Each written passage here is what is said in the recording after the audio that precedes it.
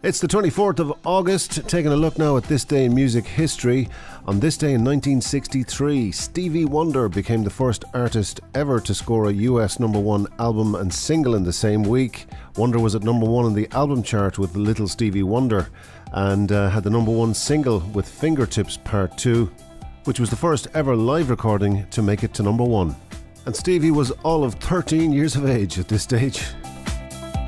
It was on this day in 1966 that The Doors started recording their first album at Sunset Sound Recording Studios in Los Angeles, California. And on this day in 1967, 17-year-old singer and guitarist Bruce Springsteen joined a group called Earth. On this day in 1975, Queen started recording Bohemian Rhapsody at Rockfield Studios in Monmouth, Wales. The song was recorded over a 3-week period, and Freddie Mercury had mentally prepared the song beforehand and directed the band throughout the sessions. Mae Mercury and Taylor sang their vocal parts continually for 10 to 12 hours a day, resulting in 180 separate overdubs. A new movie on the way about Queen, a biopic, and it's also called Bohemian Rhapsody. Anyway, they started recording the song on this day in 1975. On this day in 1985, Huey Lewis and the News started a 2-week run at number one on the US singles chart with The Power of Love. It was one of 3 songs with the same title in the charts at the same time, and also featured in the movie Back to the Future. On this day in 1991, Lenny Kravitz was at number 2 on the US singles chart with It Ain't Over Till It's Over, held off the number 1 position by Bryan Adams' Everything I Do It For You, which still holds the record in the UK of the longest song at number 1 in the charts, 16 weeks.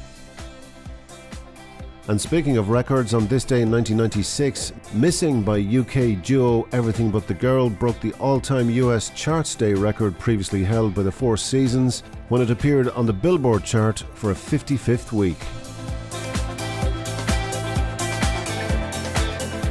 Finally, some famous people born on this day. Born on this day in 1938, David Freeberg. He was a guitarist with Jefferson Aeroplane.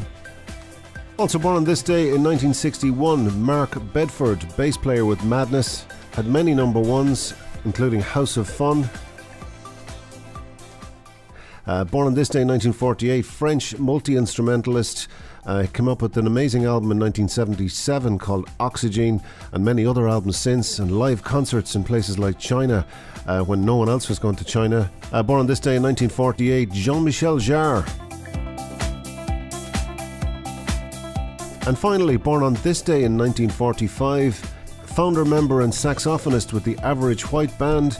They had a huge million-seller hit in 1975 and a US number 1 with instrumental track Pick Up the Pieces.